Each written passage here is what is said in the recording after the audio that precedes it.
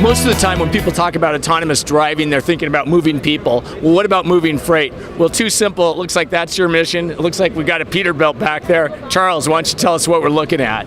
Yes, so we are doing a fully autonomous Peterbilt truck.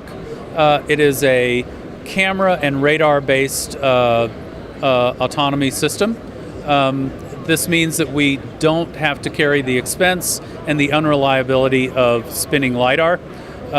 We also get much better range in our perception, so we can build a on-highway and near-highway solution for moving cargo in the U.S. It sounds like you've got like 10 cameras up there, I think, right? We do have 10 cameras. Our founders are experts in perception technology, and we're leveraging that in truck automation. We think that fully autonomous trucks are actually going to be commercially viable before passenger car autonomous vehicles can hit the market. And you're actually on the road driving these things, right? We are. We've done about 15,000 miles in the U.S. We're a two-region solution. We have an operation in China and an operation in the U.S. So we are building a 25 truck fleet in both regions, so 50 trucks total. This year we will be moving commercial freight in Arizona and also in China for a couple of major shippers that I can't announce yet. You know, it's level 4, so you still have a driver, right? Level 4 does not require a driver. It's fully autonomous in some domains. We will, however, for regulatory reasons, we will have drivers in the vehicle supervising the system. But in the future, we hope that we'll be able to pull the drivers out with this level of autonomy. Level 4 means that we can be fully autonomous without a driver in some domains. And the domains we've chosen are on the highway and near the highway. So to get from where the loading depot is to the highway, though, the driver's actually still going to be steering, right? Well, actually, we'll be moving from dock to dock. We won't go through metro areas to do that. So the warehouses that we work with, the shippers that we work with, they have their facilities near the highway. Most of them do these days because it's most efficient. But we can go directly into the loading dock. Wow, so the steering wheel really will be pretty useless then. That we hope so over time. That's excellent. And the cool thing about it is you're using existing technology. Nothing has to be invented here in terms of the hardware, right? Well, the hardware is, for the most part, the sensor technology is well-proven sensor technology. The compute technology inside the vehicle is pretty radical. It's all, of course, GPU-based, powered by Nvidia hardware.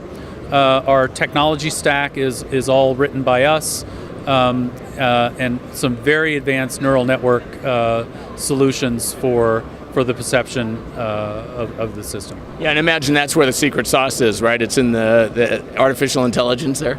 That's exactly right. And we have world experts in this domain, and we think we're the best. So from an economic standpoint, how is this justified? Is it efficiency? Is it safety? Yes to both.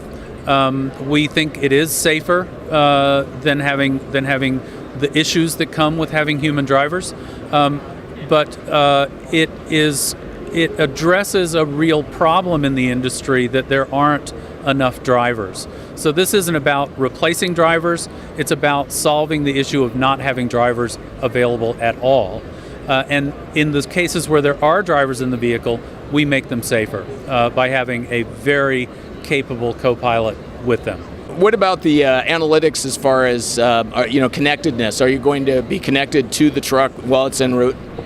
Yes, in fact, a primary element of our business model is that we're providing the automation service for the fleets. So the fleets will own the vehicles, but fully autonomous vehicles require continuous updates to maps. They require updates to neural nets, improvements to the software. And also, even if it's fully autonomous, there are times when any vehicle, even a vehicle with a driver, could get stranded on a road for a variety of reasons. The road washes out, or there are blowouts of tires. We're providing a rescue service for fleets. So our business will be a subscription-based business providing autonomous operations of fleets of vehicles. Some of those areas are pretty rural. I would imagine wireless bandwidth isn't always the best. So how do you plan on getting the data that you need back to your central operating system? Right. So the telematics data requirement is actually fairly modest. The real data footprint issues are in the massive data that we use for training sets and for incident data. This is terabytes of data, and we actually physically remove the data from the truck. We go right back to the old standby sneaker net to get data off because it's terabytes of data. So when the trucks pull into depots for servicing, the data comes off and is put into our back end. That makes a lot of sense. Now, I would imagine the data you're collecting on the road conditions themselves could be really valuable to a lot of federal authorities and state authorities, the road authorities. They could. It's not a primary part of our business model, but we're certainly open to discussing access to that sort of data where it's appropriate. Fleets are pretty sensitive about their data because they view their logistic operations as proprietary. So we're, of course, very, very aware of that and careful with that sort of data. And so when do you expect to see these in commercial operation? Sometime this year, next year?